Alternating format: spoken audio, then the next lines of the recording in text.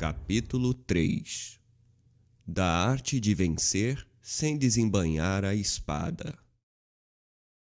Sun Tzu diz: Eis algumas máximas de que deves impregnar-te antes de pensar em sitiar cidades ou ganhar batalhas. Conservar os domínios e todos os direitos do príncipe que serves deve ser o primeiro de teus cuidados. Só deves ampliá-los usurpando o território inimigo quando for imprescindível. Deves ocupar-te principalmente em assegurar a tranquilidade das cidades de teu próprio país. Perturbar as cidades inimigas deve ser a hipótese mais desfavorável.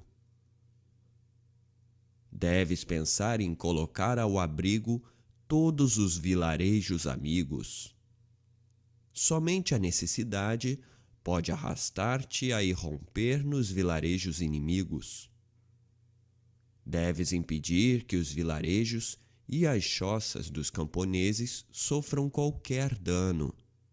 Só uma extrema penúria pode levar-te a saquear e a devastar as instalações agrícolas de teus inimigos.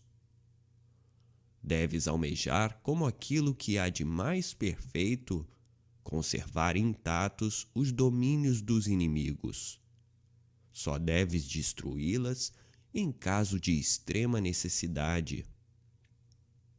Se um general age assim, sua conduta ombreará com a dos mais virtuosos personagens. Ela se espelhará no céu e na terra, cujas obras buscam a produção e a conservação, e não a destruição. Se essas máximas estiverem bem gravadas em teu coração, garanto o teu sucesso. Repito, a melhor política guerreira é tomar um estado intacto. Uma política inferior consiste em arruiná-lo. É preferível aprisionar a destruir o exército inimigo. É melhor tomar um batalhão intacto do que fulminá-lo. Sem combates tivesses que travar, sem vitórias seriam teu fruto. Não procures vencer teus inimigos à custa de combates e de vitórias. Esse é um caso em que o bom é melhor do que o excelente.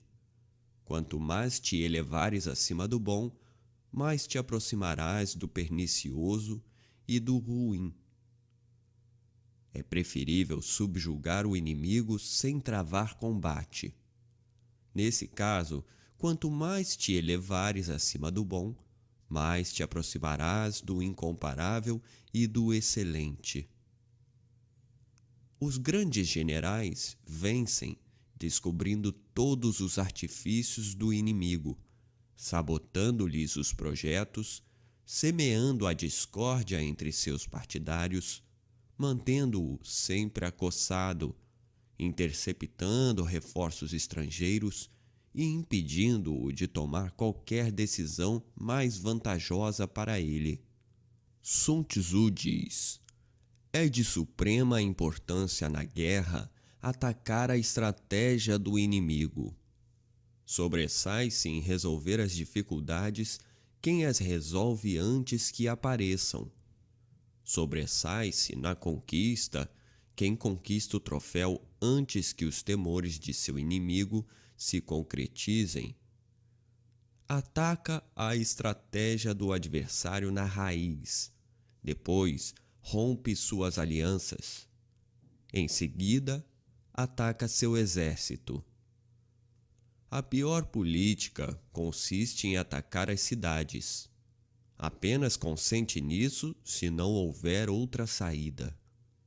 Pensa no longo tempo necessário para preparar veículos, armas, equipamentos e para construir rampas ao longo das muralhas. Se fores obrigado a sitiar uma cidade e a destruí-la, dispõe de tal sorte teus veículos, escudos e todas as máquinas necessárias para o assalto, para que tudo esteja pronto quando chegar a hora de atacar. Age para que a rendição não se prolongue por mais de 3 meses. Quando este prazo expirar, se ainda não tiveres atingido teus objetivos, certamente terás cometido alguns erros. Empenha-te em repará-los. Partindo para o assalto, à frente de tuas tropas, redobra os esforços. Imita a vigilância, a diligência, o entusiasmo e a tenacidade das formigas. Suponho que terás construído antecipadamente as trincheiras e outras obras necessárias, que terás edificado fortes para descobrir o que se passa no interior da cidade sitiada, e terás contornado todos os inconvenientes que tua prudência te recomenda. Apesar de todas essas precauções, se de 3 partes de teus soldados tiveres a infelicidade de perder uma sem poderes alardear vitória, convence-te de que não atacaste bem. Um hábil general jamais se encontrará reduzido a tais extremos. Ele conhece a arte de humilhar os seus inimigos sem travar batalhas. Sem derramar uma gota de sangue, sem mesmo desembainhar a espada, consegue tomar as cidades. Sem colocar os pés em reinos estrangeiros, descobre o meio de conquistá-los. Sem operações prolongadas e sem perder um tempo considerável à testa de suas tropas, conquista uma glória imortal para seu príncipe, assegurando a felicidade de seus compatriotas e fazendo com que o universo lhe seja reconhecido pelo repouso e pela paz conquistados. Esse é o alvo que todos os comandantes devem buscar incessantemente e sem jamais esmorecer. O objetivo de um general hábil é apoderar-se do reino inimigo quando este está intacto. Assim, suas tropas não se esgotarão e seu triunfo será completo. Esta é a arte da estratégia vitoriosa. Há uma infinidade de situações diferentes em que podes te encontrar em relação ao inimigo. Nem todas poderiam ser previstas de antemão, logo, evito maiores detalhes. Tua clarividência e tua experiência te sugerirão o que deves fazer à medida que as circunstâncias se apresentem. Entretanto, vou dar-te alguns conselhos gerais que poderás usar se necessário. Se fores 10 vezes mais numeroso que o inimigo, cerca-o de todos os lados. Não deixes nenhuma passagem livre. Age de forma que ele não possa evadir-se para acampar em outra parte, nem receber qualquer socorro. Se teu contingente for 5 vezes superior, dispõe teu exército de forma que ele possa atacar pelos 4 flancos simultaneamente no momento oportuno. Se tens o dobro da força do inimigo, contenta-te em dividir teu exército em 2. Mas se em ambas as partes a quantidade de guerreiros é a mesma, só te resta aventurar-te ao combate. Se fores inferior, fica alerta. O menor erro pode ser fatal. Tenta colocar-te a salvo e evita, se possível, entrar em choque com o adversário. A prudência e a firmeza de um punhado de pessoas pode conseguir extenuar e dominar mesmo um exército numeroso. Assim, és ao mesmo tempo capaz de te proteger e de obter uma vitória completa.